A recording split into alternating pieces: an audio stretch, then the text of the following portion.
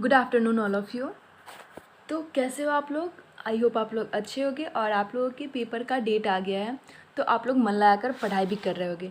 पिछले जितने भी मैंने प्रीवियस क्वेश्चंस करवाए हैं 10 ईयर के, उसे रिवीजन करना, ठीक है। उसे साथ साथ रिवाइज भी करना है, न्यू क्वेश्चन के साथ प्रीवियस क्वेश्चन को भी याद रखना है। ये नहीं कि अभी न्यू क्वेश्चंस पढ़ रहे हैं तो प्रीवियस क्वेश्चंस को भूल जाएंगे, ओके। तो गाइस, जो हमारा फर्स्ट क्वेश्चन है वो आपके स्क्रीन पे शो हो रहा है। फर्स्ट क्वेश्चन क्या बोल रहा है? पुरुष में प्राथमिक यौन अंग कौन सा होता है, यानी क्या बोल रहा है। क्वेश्चन को फिर से हम रिपीट करते हैं। What is the primary sex organ in man? Man में प्राइमरी सेक्स ऑर्गेन कौन सा है? आपके सामने 4 ऑप्शंस दिए गए हैं और आपको बताना है, ओके। तो फर्स्ट ऑप्शन क्या बोल रहा है? प्रोस्टेट। तो प्रोस्टेट क्या होता है? ये ग्लैंड होता है। क्या होता है? ये एक ग्लैंड होता है, ओके। ये नेक्स्ट क्या है? वृषण यानी टेस्टिस। क्या टेस्टिस मेल में प्राइमरी सेक्स ऑर्गन का काम वर्क करता है, या फिर वास डिफेंस, या फिर सेमिनल वेसल्स? तो जल्दी से जिसको इसका आंसर पता है वो जल्दी से कमेंट में लिख दो, ओके। तो क्या होता है? टेस्टिस जो है वो क्या है? प्राइमरी सेक्स ऑर्गन है, यानी वृषण जो है वो प्राइमरी सेक्स ऑर्गन है इन मेल में, ओके।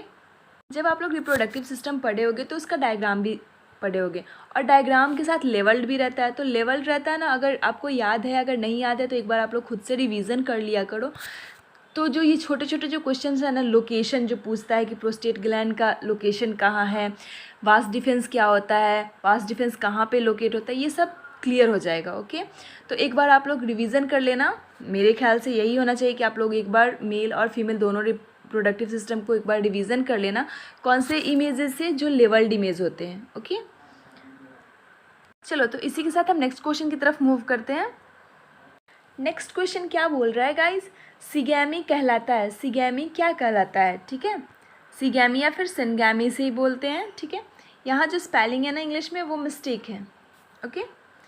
चलो इसे करेक्ट कर लेते हैं। तो इसका करेक्ट स्पेलिंग होता क्या है, क्योंकि यहाँ दोनों मीडियम के बच्चे हैं, ठीक है, तो दोनों के लिए कंफर्टेबल होना चाहिए, वैसी पढ़ाई होनी चाहिए। SYNGAMY, ठीक है, सिनगैमी। तो आपसे पूछ रहा है कि सिनगैमी कहलाता है, क्या कहलाता है? क्या एक अंडे का विखंडन, यानी फ्रेगमेंटेशन ऑफ एन एग, एक अंडे का विखंडन होना ही सिनगैमी कहलाता है, या फिर एक शुक्राणु का विखंडन होना, या फिर एक शुक्राणु का एक अंडाणु से संयुग्म होना, या फिर एक शुक्राणु का एक या फिर फोर्थ ऑप्शन देख लो, एक शुक्राणु का एक सिनर्जिड के साथ संयुग्मन होना, ठीक है। तो सिनगैमी होता क्या? सबसे पहले ये जान लो। तो वो क्या होता है ना कि स्पर्म का जब अंडाणु के साथ यानी एग के साथ संयुग्मन होता है, उसी को क्या बोलते हैं? हम सिनगैमी बोलते हैं, ओके। उसी को क्या बोलते हैं? हम सिनगैमी बोलते हैं। तो कौन सा इसका आंसर सही होगा? जल्दी से कमेंट में लिखो। Option C is correct. Option C is correct, यानी एक शुक्राणु का एक अंडाणु से संयुग्मन होना, ठीक है। आई होप आप लोग को एक क्वेश्चन समझ में आ गया हो कि सिनगैमी किसे कहते हैं, ठीक है। सिनगैमी किसे कहते हैं, ओके। तो इसी के साथ हम नेक्स्ट क्वेश्चन की तरफ मूव करते हैं। तो गाइस, हमारा अगला प्रश्न क्या बोल रहा है? चलो इसे रीड करते हैं। क्या बोल रहा है? बढ़ते भ्रूण के धारण और पोषण के लिए हर महीने मादा प्रजनन प्रणाली का कौन सा हिस्सा अपने आप को तैयार करता है, यानी फिर से क्वेश्चन को रिपीट करते हैं। Which part of female reproductive system prepare itself every month for bearing and, यहाँ न्यूरिशिंग होगा, ठीक है ना, न्यूरिशिंग द ग्रोथ ऑफ एम्ब्रोए।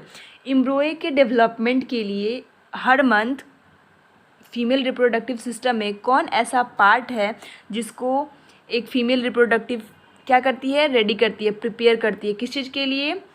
एम्ब्रोए के फर्टिलाइजेशन के लिए। फर्टिलाइजेशन होगा तभी तो एम्ब्रोए बनेगा, ठीक है। तो इसीलिए क्या करती है? वो हर महीने अपने आप को प्रिपेयर करती है, ओके, जब तक वो फर्टिलाइजेशन ना हो जाए, ठीक है।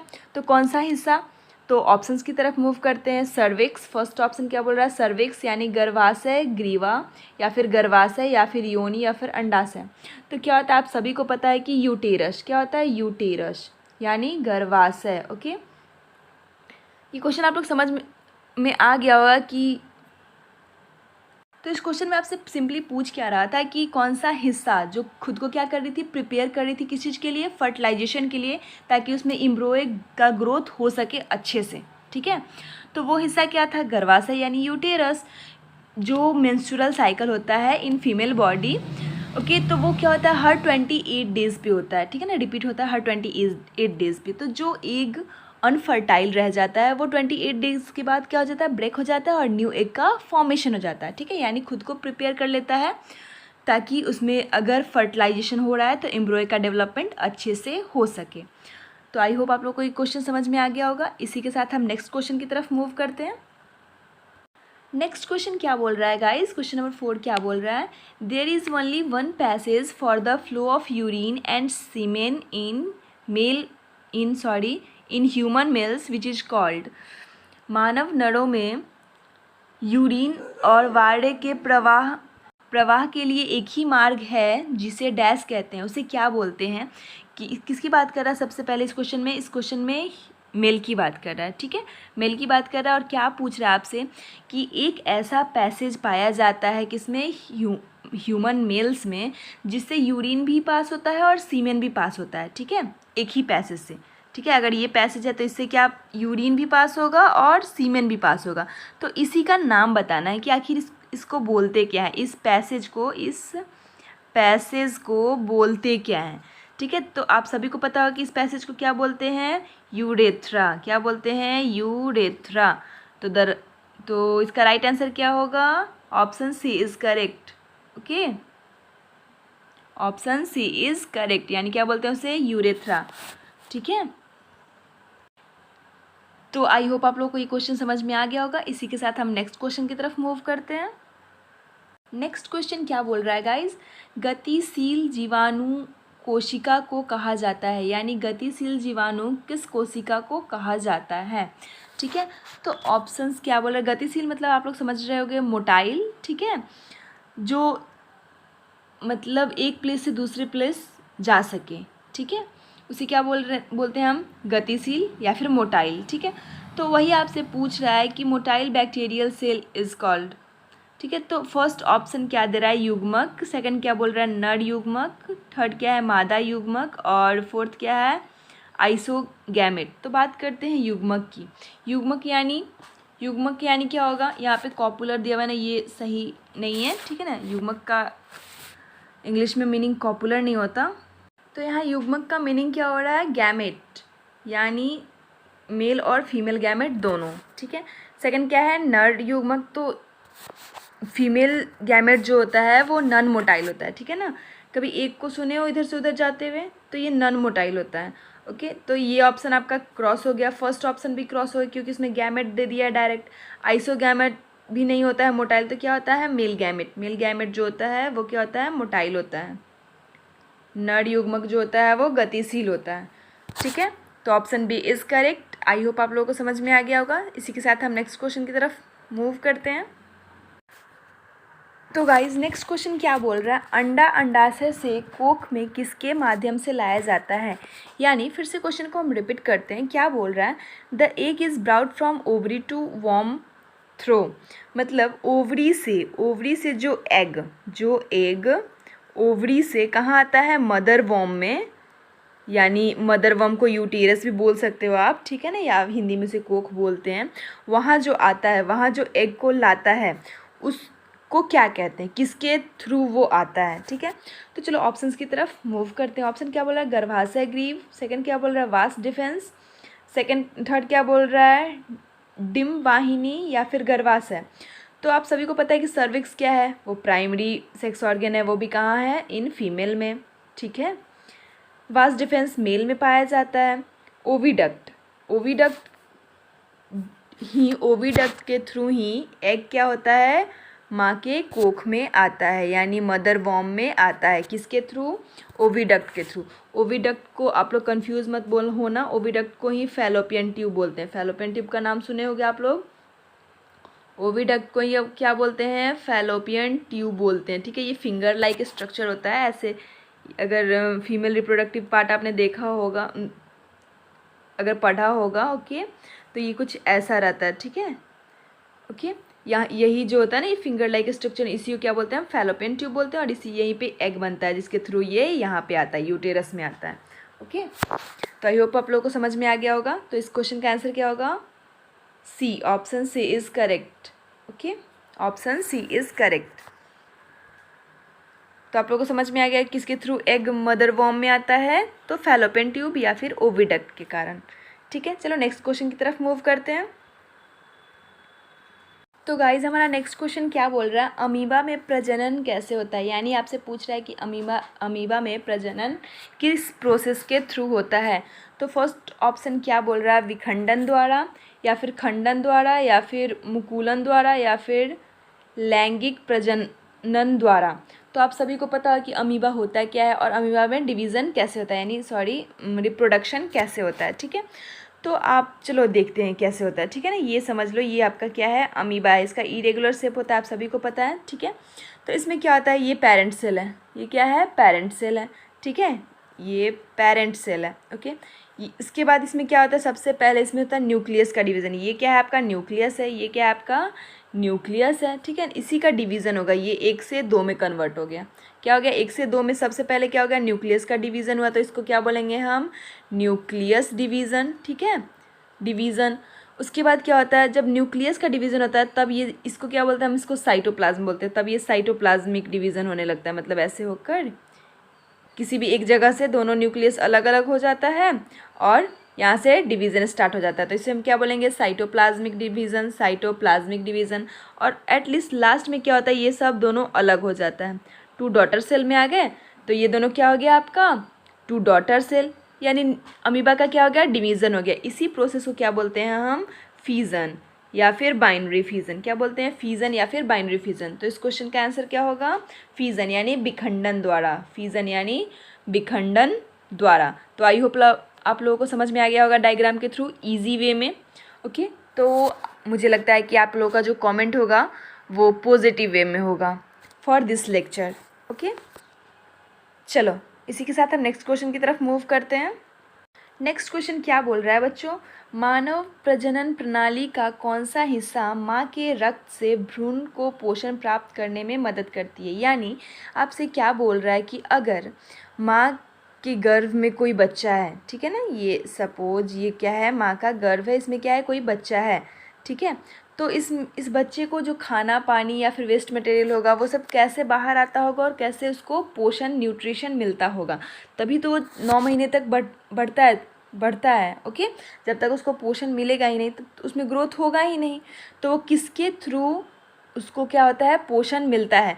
तो आप सभी ने सुना होगा कि ये माँ का रक्त जो दिया हुआ, इसका मतलब क्या हुआ? यहाँ पे प्लेसेंटा, यानी माँ का ब्लड नहीं। ठीक है, ये क्या हो गया? प्लेसेंटा। यूटेरस में एक स्पेस बन जाता है जिसको हम बोलते हैं प्लेसेंटा। ठीक है ना, जिसको हम मदर ब्लड भी बोलते हैं। वो क्या करता है? बेबी को न्यूरिश करने का काम करता है, यानी बेबी को क्या देता है?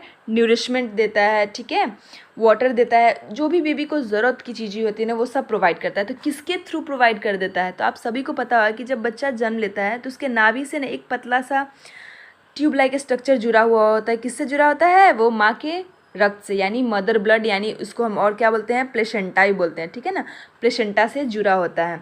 ठीक है, किससे? नाभि से उस माँ के रक्त में यानी प्लेसेंटा में जुड़ा होता है एक ट्यूब लाइक स्ट्रक्चर। वही ट्यूब लाइक स्ट्रक्चर का काम क्या होता है? बेबी को न्यूरिशमेंट देना। ठीक है, यानी जो भी उसको भोजन पानी जो भी चीज़ की ज़रूरत हो वो उसको प्रोवाइड करवाना। उसको क्या बोलते हैं? तो उसी को बोलते हैं हम, उसको क्या बोलते हैं? गर्भनाल। क्या बोलते हैं? गर्भनाल। तो इस क्वेश्चन का आंसर क्या होगा? गर्भनाल, या फिर इंग्लिश में उसे क्या बोलते हैं? Umbilical cord. ठीक है, अम्बिलिकल कोड बोलते हैं इंग्लिश में, और हिंदी में क्या बोलते हैं? गर्भनाल। ओके, आई होप आप लोगों को समझ में आ गया कि मदर वॉर्म में जो बेबी होता है उसको न्यूरिशमेंट कहाँ से प्रोवाइड होता है और किसके थ्रू होता है? तो आप सभी को पता होगा कहाँ से प्रोवाइड होता है, तो प्लेसेंटा से प्रोवाइड होता है। और किसके थ्रू होता है? तो गर्भनाल के थ्रू होता है। ठीक है, चलो इसी के साथ हम नेक्स्ट क्वेश्चन की तरफ मूव करते हैं। नेक्स्ट क्वेश्चन क्या बोल रहा है गाइज? प्रोस्टेट ग्लैंड किसके नीचे मौजूद है? यानी आपसे पूछ रहा है कि प्रोस्टेट ग्लैंड का लोकेशन पूछ रहा है। ओके, प्रोस्टेट ग्लैंड का लोकेशन पूछ रहा है आपसे। तो जिसको इसको आंसर आता है जल्दी से कमेंट बॉक्स में लिख दो कि प्रोस्टेट ग्लैंड का लोकेशन क्या मूत्राशय में है, गुर्दे में है, या फिर अंड कोशिका में है, या फिर लिंग में है। तो आप सभी को पता होगा कि कहाँ है वो, यूरिनरी ब्लैडर के पास है, ठीक है ना, उसके जस्ट बिलो होता है, ठीक है ना, नीचे होता है। ओके, तो कहाँ है, ब्लैडर के पास है, ब्लैडर के पास है यानी मूत्राशय के पास होता है। तो किसके नीचे होता है गाइस, ब्लैडर के नीचे होता है, ठीक है। क्या, प्रोस्टेट ग्लैंड का लोकेशन। ठीक, आप लोगों को समझ में आ गया होगा। चलो इसी के साथ हम नेक्स्ट क्वेश्चन की तरफ मूव करते हैं। इसमें ज़्यादा कुछ डिस्कशन नहीं था इसलिए नहीं किए हैं। नेक्स्ट क्वेश्चन जो है वो भी प्रोस्टेट ग्लैंड से ही है। देखते हैं क्या है क्वेश्चन। मानव शरीर में प्रोस्टेट एक डैश है। अभी तो हमने पढ़ा था कि मानव शरीर में प्रोस्टेट क्या है, तो चलो देखते हैं प्रोस्टेट क्या है। कनेक्टिव टिश्यू है। क्या प्रोस्टेट एक कनेक्टिव टिश्यू है, या फिर ग्लैंड है, या फिर मेम्ब्रेन है, या फिर मसल्स है। तो अभी तो मैंने पढ़ा था 9 नंबर क्वेश्चन में कि प्रोस्टेट क्या है, ग्लैंड है यानी एक ग्रंथि है। तो इसका सिंपल से आप लोग समझ लो इस क्वेश्चन का आंसर क्या होगा, बी, यानी प्रोस्टेट क्या है, एक ग्लैंड है या ग्रंथि है। ओके, चलो इसी के साथ हम नेक्स्ट क्वेश्चन की तरफ मूव करते हैं। देखते हैं हमारा नेक्स्ट क्वेश्चन क्या बोल रहा है।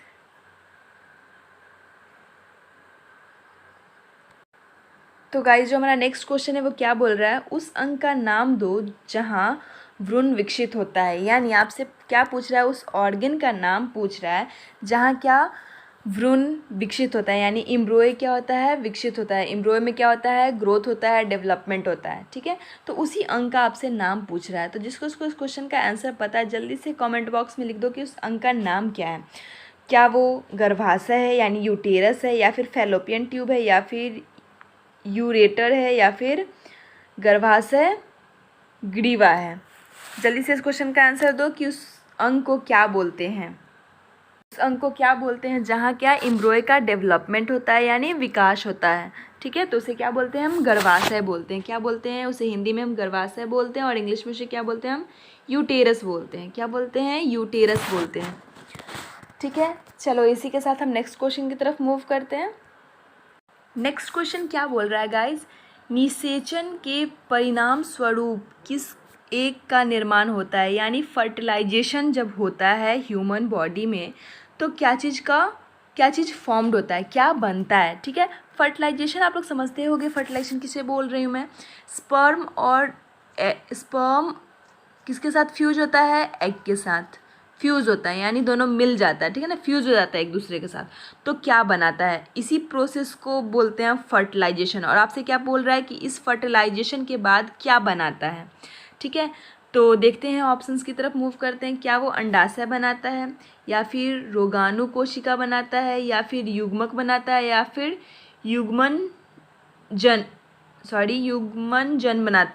युग्मज बनाता है यानी जाइगोट बनाता है। तो जल्दी से इसको इसका आंसर पता है आप लोग कमेंट बॉक्स में लिख दो। तो फर्टिलाइजेशन के बाद जो फॉर्म होता है, जो बनता है, उसे हम क्या बोलते हैं, जाइगोट बोलते हैं। उसे क्या बोलते हैं, हम जाइगोट बोलते हैं, या फिर हिंदी में क्या बोलते हैं, उसे युग्मंज बोलते हैं, ठीक है। तो आई होप आप लोगों को समझ में आ गया होगा। ऑप्शन डी इज़ करेक्ट कि फर्टिलाइजेशन के बाद क्या बनता है, फर्टिलाइजेशन के बाद किस चीज़ का फॉर्मेशन होता है, तो जाइगोट का फॉर्मेशन होता है। किसका, जाइगोट का फॉर्मेशन होता है, इसे हम फर्टिलाइजेशन बोलते हैं, ठीक है। चलो नेक्स्ट क्वेश्चन की तरफ मूव करते हैं। नेक्स्ट क्वेश्चन क्या बोल रहा है, गर्भ निरोधक गोलियों में डैश शामिल होता है। यानी गर्भ निरोधक गोलियों में क्या शामिल होता है जिसके कारण क्या होता है, फर्टिलाइजेशन को रोक दिया जाता है। यानी फर्टिलाइजेशन को रोक दिया जाता है। आप लोगों को पता हो कि गर्भ निरोधक गोलियां होती क्या हैं, ठीक है, क्यों ली जाती हैं, ताकि कुछ लोग, तो गाइस जो गर्भ निरोधक गोलियां होती है वो क्यों ली जाती है, ताकि फर्टिलाइजेशन प्रोसेस को हम रोक सकें, ठीक है। फर्टिलाइजेशन होगा ही नहीं तो जाइगोट बनेगा ही नहीं, जाइगोट नहीं बनेगा तो एम्ब्रियो नहीं बनेगा, बेबी नहीं होगा, ठीक है। तो इसीलिए क्या करते हैं कुछ लोग, गर्भ निरोधक गोलियां लेते हैं, ठीक है। तो आखिर उसमें होता क्या, आपसे वही पूछ रहा है कि कंपोजिशन क्या होता है जो कि क्या करता है, फर्टिलाइजेशन को रोक देता है, ठीक है। तो क्या उसमें केवल प्रोस्टेट होता है, या फिर उसमें केवल एस्ट्रोजन होता है, या फिर प्रोस्टेट और एस्ट्रोजन का गौण मिश्रण होता है, या फिर ना ही प्रोस्टेट और ना ही एस्ट्रोजन होता है। तो आप सभी को पता हो कि जो गर्भ निरोधक गोलियां बनती है वो किस चीज़ से बनती है, किसके मिक्सचर से बनती है, तो वो प्रोस्टेट और एस्ट्रोजन के हार्मोन होता है, ये दोनों हार्मोन का नाम है, दोनों हार्मोन के मिश्रण से बनती है, यानी मिक्सचर से बनती है, ठीक है। तो गर्भ निरोधक गोलियों में क्या सम्मिलित होता है? प्रोस्टेट नहीं, प्रोजेस्ट्रॉन और एस्ट्रोजन, ठीक है। वो थोड़ा सा टंग स्लिप था, ठीक है ना। क्या बोलेंगे उसे हम, प्रोनाउंसिएशन क्या कर बोलेंगे? प्रोजेस्ट्रॉन और एस्ट्रोजन, ओके। इन दोनों के मिश्रण से जो गोलियां बनती है उसे हम गर्भ निरोधक गोलियां बोलते हैं, जो कि प्रेगनेंसी को अवॉइड करने के लिए खाया जाता है, ठीक है। इसी के साथ हम नेक्स्ट क्वेश्चन की तरफ मूव करते हैं। एंड सॉरी, कभी कभी हो जाता है स्लिप ऑफ टंग के कारण ना थोड़ी प्रोनाउंसिएशन में मिस्टेक हो जाता है, सो अवॉइड इट, ओके। चलो नेक्स्ट क्वेश्चन में देखते हैं। नेक्स्ट क्वेश्चन क्या बोल रहा है? निम्नलिखित में से कौन सी एक प्रजनन कोशिका है? यानी आपसे 4 ऑप्शन दिए गए हैं और आपसे पूछ रहा है कि रिप्रोडक्टिव सेल कौन सा है, जल्दी से बता दो। तो आप लोग भी जल्दी से बता दो, आंसर कर दो। क्या ऑप्शन दे रहा है? युग्मक, WBC, RBC, लिम्फोसाइट। WBC का वर्क क्या होता है आप सभी को पता है, क्या होता है? फाइट करता है किससे? अगेंस्ट इन्फेक्शन कॉजिंग से। किससे फाइट करता है? इन्फेक्शन कॉजिंग ऑर्गेनिज्म से, ठीक है ना। तो ये तो होगा नहीं। RBC का वर्क क्या है? ट्रांसपोर्ट ऑफ ऑक्सीजन है, ये भी नहीं होगा। लिम्फोसाइट क्या है? लिम्फोसाइट एक तरह का WBC है, ठीक है, जो कि कहाँ बनता है? बोन मैरो में बनता है। मेड कहाँ होता है लिम्फोसाइट का? ये देख लीजिए, made in bone marrow, bone marrow में ये बनता है, ओके। और पाया कहाँ जाता है? ये फाउंड कहाँ होता है? पाया कहाँ जाता है? तो ये ब्लड में पाया जाता है। क्या? ब्लड एंड लिम्फ टिश्यू में, ब्लड एंड लिम्फ टिश्यू में क्या पाया जाता है? लिम्फोसाइट, ठीक है। तो ये भी नहीं होगा, तो क्या होगा? युग्मक, यानी जायगोट, ओके। तो option A is correct. Sorry, युग्मक यानी जायगोट नहीं, गैमेट, ओके। युग्मक का इंग्लिश मीनिंग क्या है? Gamete, okay. रिप्रोडक्टिव सेल की बात कर रहा है तो क्या है? गैमेट सही है ना, मेल गैमेट और फीमेल गैमेट, यानी गैमेट। यहाँ पे कॉपुलर ई से कट कर लो और गैमेट लिख लो, ओके। युग्मक यानी गैमेट।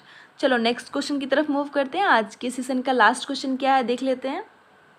तो गाइस, जो हमारा नेक्स्ट क्वेश्चन है वो क्या बोल रहा है? महिलाओं में यौवन की शुरुआत किससे होती है? यानी फीमेल, कैसे पता चलता है कि फीमेल में प्यूबर्टी एज स्टार्ट हो चुका है? किस चेंजेस के कारण पता चलता है? तो बहुत सारे चेंजेस होते हैं, बट देखते हैं इन 4 ऑप्शन में से कोई एक होगा तो आपको वही बताना है, ठीक है। तो फर्स्ट ऑप्शन क्या बोल रहा है? तो क्या है गाइस कि रोज़ निवृत्ति यानी मेनोपॉज की बात करते, तो मेनोपॉज कब आता है? 45 एज के बाद। अगर फीमेल का एज 45 है उसके बाद उसका उनका एज क्या होता है? मेनोपॉज। मेनोपॉज आप लोगों को पता होगा कि जो पीरियड्स बंद हो जाते हैं उसे टर्म को क्या बोलते हैं? मेनोपॉज बोलते हैं, ओके। नेक्स्ट को क्या बोल रहा है? किशोरावस्था यानी एडोलेसेंस। थर्ड क्या है? माहवाड़ी, ओके। एंड फोर्थ क्या है? रोज़ दर्शन। रोज़ दर्शन मतलब क्या होता है? मेंस्ट्रुएशन। तो मेंस्ट्रुएशन जब स्टार्ट होता है तभी क्या होता है कि फीमेल में प्यूबर्टी एज स्टार्ट हो जाता है, ठीक है। जब मेंस्ट्रुएशन उसका स्टार्ट हो जाता है, यानी मेंस्ट्रुअल साइकिल जब किसी फीमेल में स्टार्ट हो जाता है तब उसका क्या हो जाता है? स्टार्ट, प्यूबर्टी एज स्टार्ट हो जाता है, ओके। आप सभी को पता चल गया होगा कि इस क्वेश्चन का आंसर क्या होगा? डी। और ये किस एज में स्टार्ट हो जाता है? तो आजकल 10 से 12 ईयर्स में ही स्टार्ट हो जाता है, ओके। चलो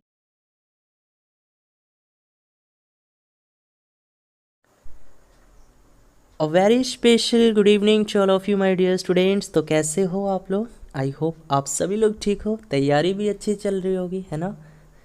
तो दोस्तों, आज की क्लास बहुत ज़्यादा इंटरेस्टिंग होने वाली है, क्योंकि आज की क्लास में हम लोग 2015 यानी पैरामेडिकल 2015 में पूछे गए फिजिक्स के सभी क्वेश्चनों को सॉल्व करने वाले हैं। तो चलिए बच्चों, आज की क्लास को हम लोग स्टार्ट करते हैं। तो क्लास को स्टार्ट करने से पहले एक छोटी सी रिक्वेस्ट है, यदि आप लोग इस चैनल पे नए हो, पहली बार हो, तो इस चैनल को सब्सक्राइब कर लो और बेल आइकन को हिट कर लो। और दोस्तों, पीडीएफ के लिए हमारे टेलीग्राम चैनल को भी अवश्य ज्वाइन कर लीजिए। टेलीग्राम पे जाना होगा और वहाँ आपको स्टडी विद रितेश सर्च करना होगा और हमारे इस टेलीग्राम ग्रुप से भी जुड़ जाना होगा। चलिए बच्चों, पहला क्वेश्चन आप लोगों की स्क्रीन पे है। चलिए क्वेश्चन को थोड़ा सा जूम कर दूं मैं। क्वेश्चन है, एक गेंद विरामावस्था से t बराबर 0 समय पर ऊंचे प्लेटफॉर्म से छोड़ी जाती है। इसके 6 सेकंड के बाद उसी प्लेटफॉर्म से एक अन्य गेंद चाल v के साथ फेंकी जाती है और दोनों गेंदें 18 सेकंड के बाद मिलती है, तो v का मान होगा। देखिए कैसे बनाइएगा। अब देखिए आप लोगों ने पढ़ा होगा मोशन चैप्टर पढ़े हो ना, गति अवश्य पढ़े होंगे आप लोग। अब मोशन में ये जो टाइप आ जाता है ना, ये मोशन अंडर ग्रेविटी का एक टाइप है। ठीक है, मैं आपको सब बताऊंगा, घबराने की आवश्यकता नहीं है, न्यूमेरिकल्स को देख कर डरना नहीं है। तो देखिए कोई भी गेंद पहले विरामावस्था में थी, यानी रेस्ट पोजीशन में था, तो रेस्ट पोजीशन में थी तो u बराबर 0 कर लेना है ना। जितने भी स्टूडेंट पेड कोर्स लेके पढ़े हैं उनको ये चीज़ पढ़ाया गया है कि कोई भी वस्तु अगर विरामावस्था में हो, रेस्ट पोजीशन में हो, तो u बराबर 0 लिख देना है ना। अब बोल रहा है कि वो गेंद विरामावस्था से t बराबर 0 समय पर ऊंचे प्लेटफॉर्म से छोड़ी जाती है, तो इसके 6 सेकंड के बाद उसी प्लेटफॉर्म से ना एक अन्य गेंद को चाल v के साथ फेंका जाता है और दोनों गेंद 18 सेकंड के बाद मिलती है। यानी देखिए दोनों गेंदों के लिए जो समय दिया है बच्चों 18 सेकंड, यानी दोनों गेंद कब मिलती है, तो 18 सेकंड के बाद मिलती है। तो t बराबर क्या कर लेना है, 18 सेकंड कर लेना है। ठीक है, इसको मत लिख देना, ठीक है, क्योंकि यहाँ पे बोल दिया गया है कि दोनों गेंद जो है 18 सेकंड के बाद मिलती है, तो यहाँ पे 18 सेकंड कर दीजिएगा। अब देखिए, अब इसके बाद आपको निकालना क्या है, पहले ये निकालिए कि जो गेंद है विरामावस्था से t बराबर 0 समय पर ऊंचे प्लेटफॉर्म से छोड़ी जाती है, तो कितने हाइट से छोड़ी गई उस बॉल को, h निकाल लीजिए। तो h बराबर क्या लिखिएगा, गति का तीसरा इक्वेशन क्या करते थे आप लोग, s बराबर ut plus half gt square. यहाँ पे g होगा, क्यों, क्योंकि मोशन अंडर ग्रेविटी में है ना।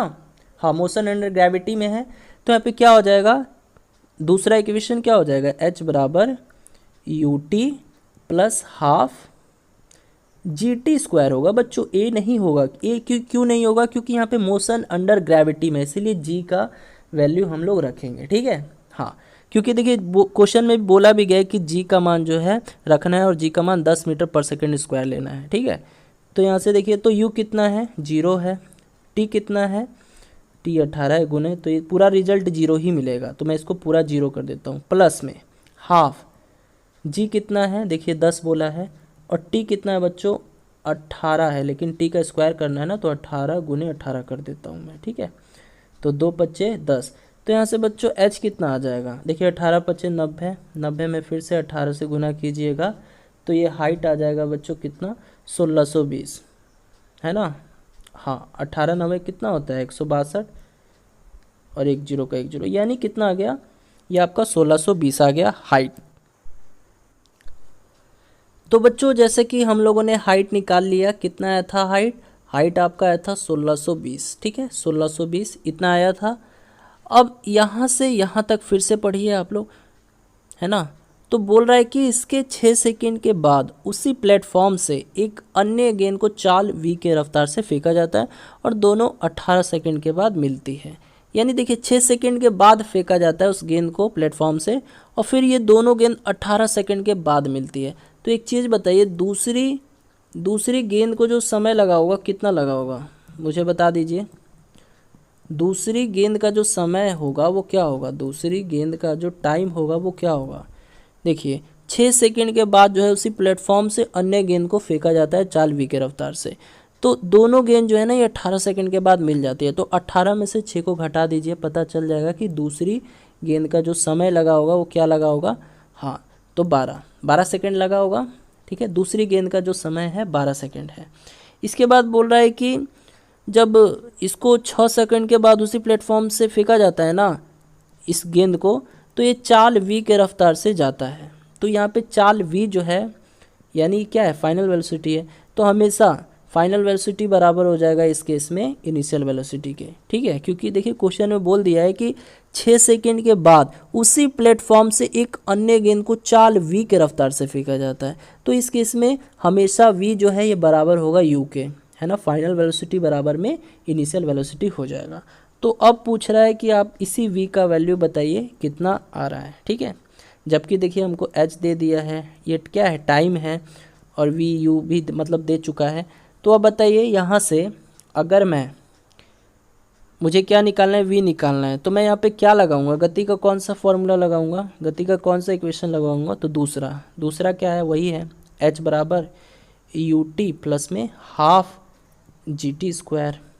ठीक है, तो h कितना है बच्चों, h हम लोगों ने निकाला था 1620 है, और u कितना है, देखिए u की जगह मैं क्या कर सकता हूँ, v कर सकता हूँ ऑफकोर्स v। t कितना है, 12 है, प्लस में हाफ g का वैल्यू कितना लेना है, 10 लेना है, और t² यानी 12 का स्क्वायर 144 कर दीजिएगा। ठीक है, इसको काट दीजिए, 2 5 10। ठीक है, तो यहाँ से देखिए तो 1620 बराबर में 12v, हाँ, अब प्लस में ये क्या हो जाएगा, देखिए तो 144 बच्चे कितना होता है, 720 होता है, कर लीजिएगा। तो यहाँ से 12v बराबर हो जाएगा किसके, बोलिए तो 1620 में घटा दीजिए 720 को, कितना आ जाएगा, 1620 में घटाइए 720 को, तो ये 900 आ जाएगा। तो यहाँ से v बराबर जब सॉल्व कीजिएगा तो कितना आ जाएगा, देखिए तो 12 7 84, और फिर ये 6 आएगा और 0, तो 12 5 60, यानी v बराबर कितना आ जाएगा, 75 मीटर पर सेकेंड। ठीक है, 75 मीटर पर सेकेंड आ जाएगा, इतना को तो सॉल्व कर ही सकते हो। तो बच्चों ऑप्शन क्या हो जाएगा आपका, ऑप्शन ए जो है इस क्वेश्चन का राइट आंसर हो जाएगा। ठीक है, चलिए बढ़ते हैं अगले क्वेश्चन की तरफ। चलिए स्टूडेंट्स, अगला क्वेश्चन है, और ये क्वेश्चन बच्चों केमिस्ट्री का है, थर्मोडायनेमिक्स टॉपिक से है। ये क्वेश्चन मुझे बहुत अच्छा लगा, 2015 के पेपर से है ये, है ना। तो मैंने सोचा कि चलिए इस क्लास में आपको ये भी क्वेश्चन जो है बता दिया जाए, क्योंकि इस क्वेश्चन में काफ़ी स्टूडेंट को दिक्कत था, क्योंकि जो बुक है उसमें भी सॉल्यूशन गलत दे रखा है ना। क्वेश्चन है 1 एटमॉस्फेरिक प्रेशर के स्थिर दाब पर पानी का 1 ग्राम द्रव से वाष्प में परिवर्तित होता है। आयतन 1 क्यूबिक सेंटीमीटर से 1671 क्यूबिक सेंटीमीटर हो जाता है। तो इस दाब पर वाष्पन की ऊष्मा 540 कैलोरी पर ग्राम है। तो पानी की आंतरिक ऊर्जा में वृद्धि कितनी हुई है ये बताना है, यानी the internal energy of water कितना इंक्रीज किया है ये बताना है। ठीक है, चलिए बच्चों क्वेश्चन को इंग्लिश में भी रीड कर लेते हैं। 1 atmospheric pressure 1 gram of water changes from liquid to vapor at a constant pressure of volume goes from 1 cubic centimeter to 1671 cubic centimeter. The heat of vaporization at this pressure is 540 calorie per gram. There is an increase in the internal energy of a water. यानी आपको internal energy है ना बतानी है, पानी की कितनी वृद्धि हुई है, कितनी इंक्रीज की हुई है। तो चलिए बनाते हैं इस क्वेश्चन को। तो बच्चों आपको निकालना है कि पानी की आंतरिक ऊर्जा में कितनी की वृद्धि हुई है ना। तो इसका एक फॉर्मूला होता है क्या, LV प्लस में W। ये LV क्या है, देखिए यहाँ पे LV है लैटेंट हीट ऑफ वेपोराइजेशन, यानी जल वाष्प की गुप्त ऊष्मा। तो जल वाष्प की गुप्त ऊष्मा है ये LV, और ये W क्या है बच्चों, ये W जो है ये वर्क है, यानी कितना वर्क डन किया गया गैस के द्वारा। ठीक है, तो देखिए लैटेंट हीट के बारे में बात करेंगे, लैटेंट हीट ऑफ वेपोराइजेशन यानी जल वाष्प की गुप्त ऊष्मा। तो कहने का मतलब यही है कि जैसे मान लीजिए वाटर है, वाटर से ये क्या हो जाता है, इसको हीट देंगे तो ये क्या हो जाएगा, वेपर हो जाएगा, है ना, वेपर हो जाएगा। या फिर अगर वेपर से अगर आपको वाटर में बदलना हो तो भी कर सकते हो आप लोग, यानी वाटर से वेपर करोगे या फिर वेपर से वाटर बना दोगे। यही चीज़ होता है क्या, लैटेंट हीट ऑफ वेपोराइजेशन। तो इसका जो वैल्यू होता है कैलोरी में क्या होता है, 540 कैलोरी होता है। और ये क्वेश्चन में दिया भी हुआ है, क्वेश्चन में दिया भी हुआ है कि लैटेंट हीट ऑफ वेपोराइजेशन यानी जल वाष्प की जो गुप्त ऊष्मा है 540 कैलोरी है। तो 540 लिख लेना है यहाँ पे। अब आप ही बताइए, यहाँ पर कैलोरी है तो आप बताइए 1 कैलोरी जो है कितने जूल के बराबर होता है, 4.2 जूल के बराबर होता है, बताया भी था। वैसे देखा जाए एग्जैक्ट तो ये होता है 4.186 होता है, लेकिन जब भी हम लोग क्वेश्चन को सॉल्व करते हैं तो हम लोग 4.2 जूल लेते हैं। तो 540 गुने में 4.2 जूल, इतने को गुना कीजिए आपका LV निकल के आ जाएगा, यानी गुना कीजिएगा तो ये 2268 जूल आ जाएगा। ठीक है, 2268 जूल आ जाएगा। अब आइए W को सॉल्व करते हैं। तो W बराबर क्या होता है, -P इंटू में डेल्टा V। ये W क्या है, वर्क है, माइनस ये P देख रहे हो, ये P क्या है, प्रेशर है, दिया भी हुआ है प्रेशर। ठीक है, और ये डेल्टा V क्या है, डेल्टा वी है बच्चों आयतन में परिवर्तन, चेंजेस इन वॉल्यूम, ठीक है।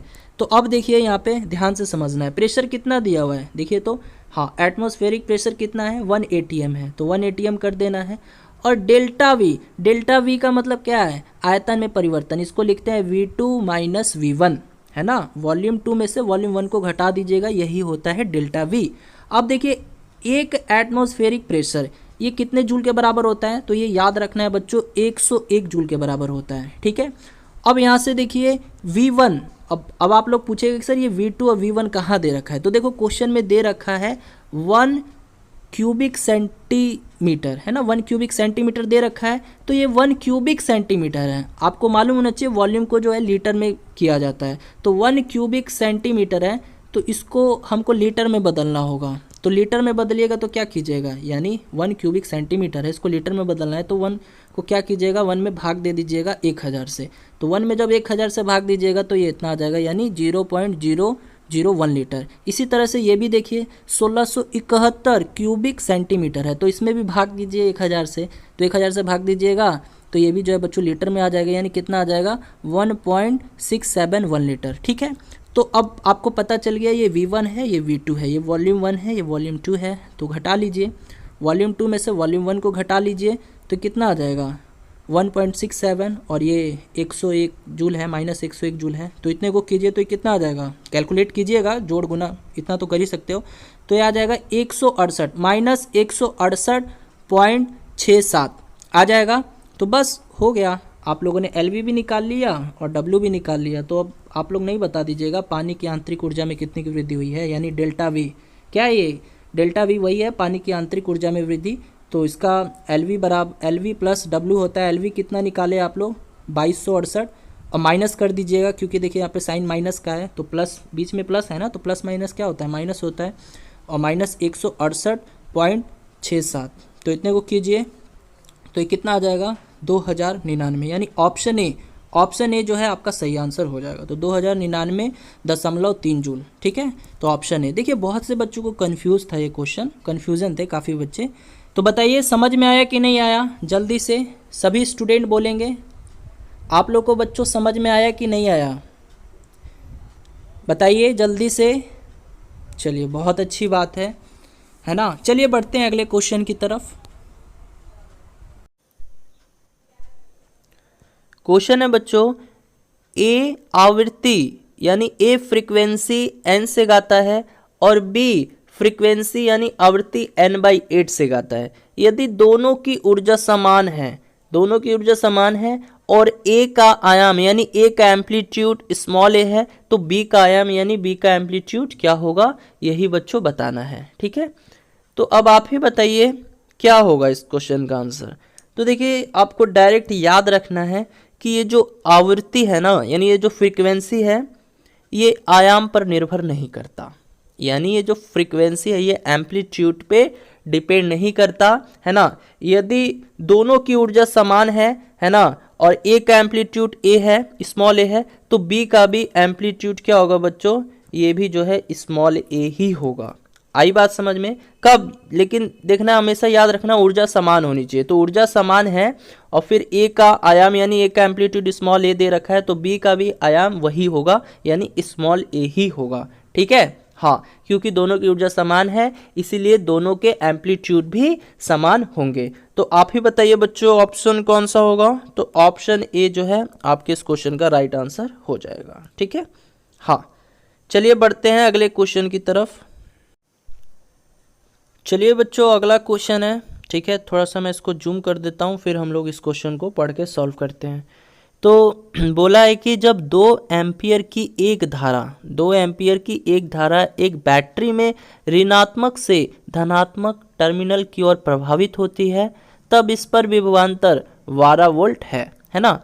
यदि विपरीत दिशा में प्रभावित 3 एम्पियर धारा 15 वोल्ट का विभवांतर उत्पन्न करती है, तब बैटरी का विद्युत वाहक बल यानी इलेक्ट्रोमोटिव फोर्स क्या होगा, ठीक है। देखिए इस क्वेश्चन में 2 कंडीशन बनेगा, ठीक है। देखिए बोल रहा है कि जब 2 एम्पियर की एक धारा एक बैटरी में ऋणात्मक से धनात्मक टर्मिनल की ओर प्रभावित होती है तब इसका विभवांतर यानी दे रखा है कितना, 12 वोल्ट दे रखा है। यदि अब ये विपरीत दिशा में प्रभावित होती है यानी इसके विपरीत, देखिए ये 2 एम्पियर की एक धारा में मतलब प्रभावित होता है, और ये बोला है कि यदि ये इसके विपरीत दिशा में प्रभावित हो यानी 3 एम्पियर की धारा से और वोल्ट कितना हो, 15 वोल्ट का विभवांतर उत्पन्न करती हो, तब बैटरी का इलेक्ट्रोमोटिव फोर्स क्या होगा ये बताना है।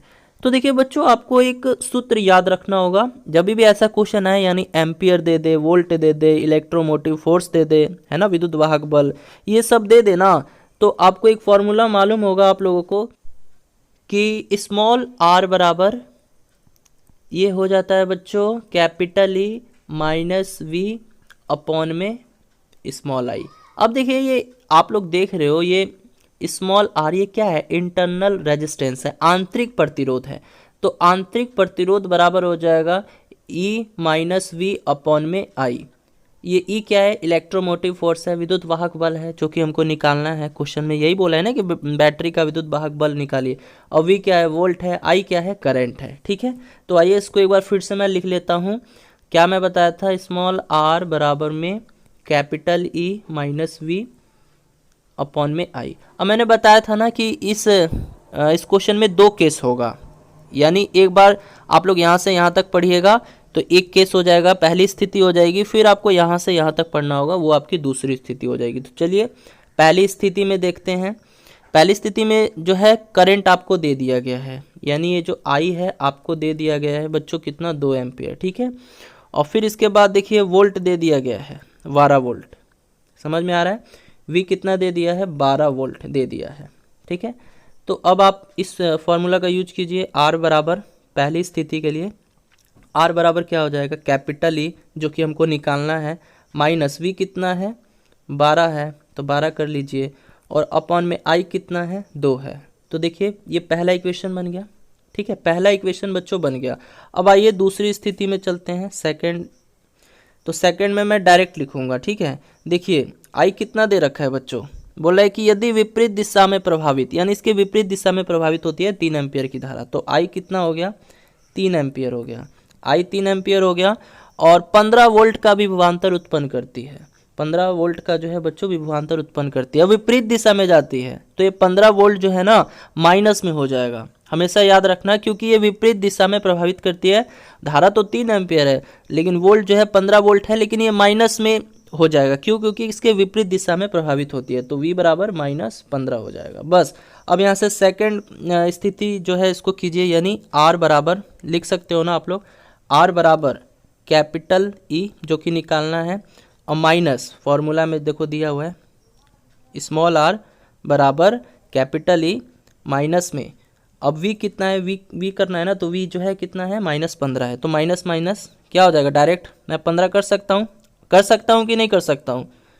देखिए e माइनस वी था, तो e का तो e रहने देते हैं क्योंकि e निकालना है, और माइनस का माइनस ही रहने देता हूँ मान लीजिए, और फिर ये v क्या था, -15 था, तो माइनस माइनस क्या हो गया, प्लस हो गया, तो e +15 अपॉन में i कितना है, देखो तो 3 एम्पियर है, तो 3 हो गया।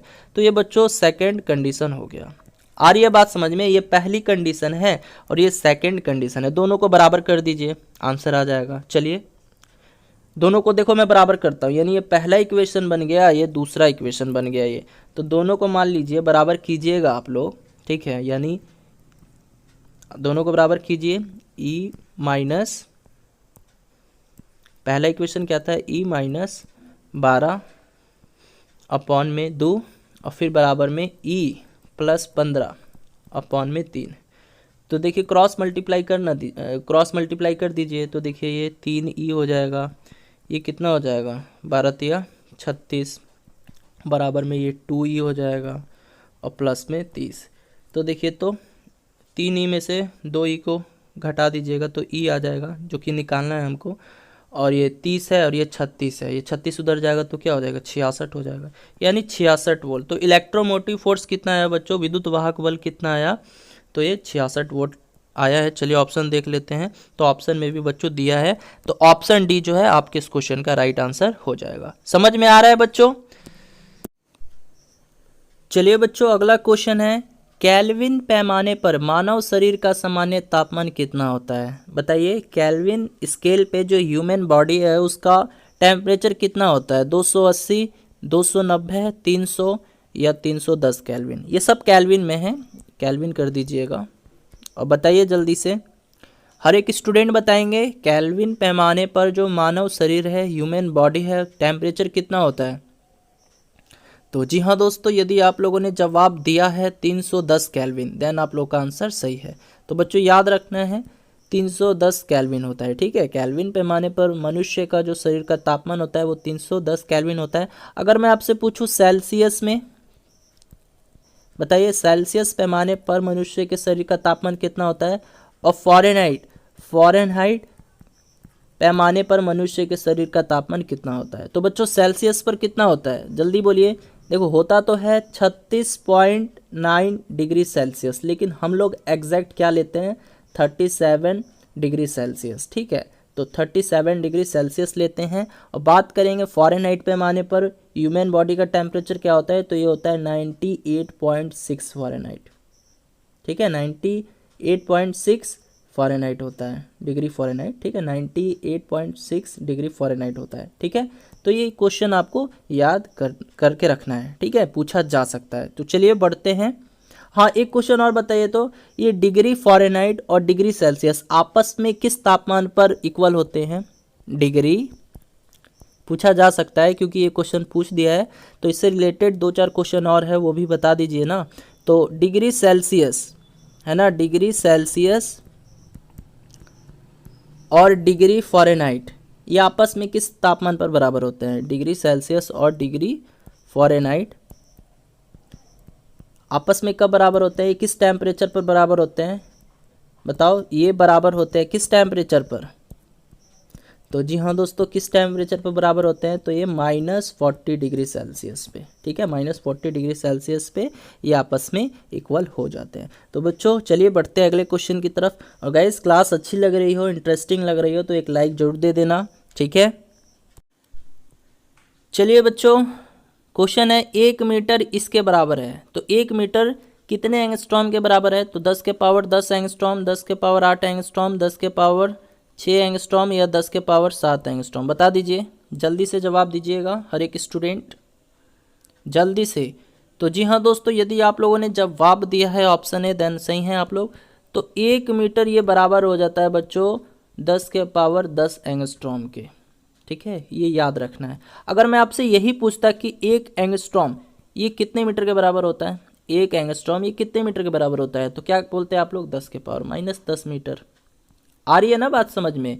तो ये दोनों जो है आप लोग याद कर लीजिए, पूछा जा सकता है। एंगस्ट्रॉम देखिए, एंगस्ट्रॉम होता है A का पावर नॉट, इसी को बोलते हैं A का पावर नॉट, ठीक है, मतलब A का पावर 0 वही A नॉट, ठीक है।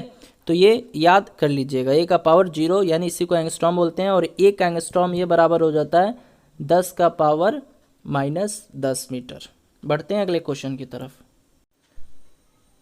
चलिए बच्चों, अगला क्वेश्चन है लेंस से है, ठीक है। लेंस ऑप्टिक्स में आता है, आप लोगों ने पढ़ा ही होगा मिरर लेंस। तो लेंस से पूछा गया क्वेश्चन है। चलिए मैं इसको जूम करके पढ़कर बता देता हूँ क्वेश्चन क्या कह रहा है, उसके बाद बनाते हैं हम लोग। क्वेश्चन है, एक प्रदीप वर्ग का प्रतिबिंब एक अभिसारी लेंस की सहायता से एक पर्दे पर प्राप्त किया जाता है। लेंस से वर्ग की दूरी 40 सेंटीमीटर है और प्रतिबिंब का क्षेत्रफल वर्ग का 9 गुना है। तो लेंस की फोकस लंबाई क्या है, फोकल लेंथ क्या होगी, ये बताना है। कुछ नहीं है, बहुत सिंपल क्वेश्चन है। तो सबसे पहले आप लोग देखिएगा, अगर लेंस का क्वेश्चन हो या फिर मिरर का क्वेश्चन हो, है ना, तो अगर क्वेश्चन में 9 गुना, 3 गुना, 2 गुना, 4 गुना कहा गया होगा तो समझ लेना है ये चीज़ क्या होता है, हमारा मैग्निफिकेशन होता है, आवर्धन होता है। तो आवर्धन यानी मैग्निफिकेशन बराबर हो जाता है लेंस में क्या होता है, ये होता है V/U, ठीक है। आवर्धन बराबर क्या होता है, V/U। V क्या है यहाँ पे, V जो है इमेज डिस्टेंस है ना, इमेज डिस्टेंस है, प्रतिबिंब की दूरी है। U क्या है, वस्तु दूरी है। U क्या है हमारा, वस्तु दूरी होता है, ऑब्जेक्ट डिस्टेंस जिसको बोलते हैं। तो यहाँ पे M कितना दिया है, देखो तो 9 गुना, तो 9 बराबर में V/U कर देंगे। तो यहाँ से मैं पूछूं कि V बराबर कितना हो जाएगा, तो ये 9U हो जाएगा 9U, ऑफकोर्स हो जाएगा। अब देखिए, अब बोल रहा है कि लेंस से वर्ग की दूरी। देखिए यहाँ पर वस्तु दूरी दे दिया है, लेंस से वर्ग की दूरी यानी वस्तु का जो दूरी है वो कितना है, 40 सेंटीमीटर है। तो यहाँ पे v बराबर 9 गुना u दे दिया है, क्या बोल रहा है 40 सेंटीमीटर है, तो 40 करूँगा तो मुझे v पता चल गया कितना है, v आ गया बच्चों 360 आ गया। और u जो है बच्चों आप लोग को पता है कि यही है ऑब्जेक्ट डिस्टेंस जिसको बोलते हैं। और ऑब्जेक्ट डिस्टेंस हमेशा क्या होता है बच्चों बताइए, उत्तल लेंस हो चाहे अवतल लेंस हो, चाहे कन्वेक्स लेंस हो चाहे कनकेव लेंस हो, क्या होता है ऑब्जेक्ट डिस्टेंस हमेशा निगेटिव होता है, यानी -40 ले लेना होगा, ठीक है। हाँ, लेकिन इस वैल्यू में माइनस मत ले लीजिएगा, इसमें माइनस नहीं लेना है, माइनस लीजिएगा तो गलत हो जाएगा। बस आपको ये बोला है कि लेंस से वर्ग की दूरी 40 सेंटीमीटर है, तो आपको मालूम है कि u बराबर जो है -40 होगा। तो देखो, तो v दे दिया है, u भी दे दिया है, और आपसे लेंस की फोकस लंबाई पूछा है, ठीक है। तो कैसे निकालिएगा, आप सभी को सूत्र मालूम होगा, क्या होता है लेंस का सूत्र, 1/f बराबर में 1/v माइनस में 1/u होता है ना, इतना तो पता ही है बच्चों, होता ही होगा, लेंस का सूत्र है ये। तो 1/f जो कि निकालना है, 1/v कितना दिया हुआ है बच्चों, ये दिया हुआ है 360, दिया हुआ नहीं था, हम लोगों ने निकाला था, और फिर माइनस में 1/u कितना था, u अभी हम लोगों ने -40 है ये, है ना, u कितना है, वस्तु दूरी -40 था ना, तो इसको -40 कर दीजिएगा।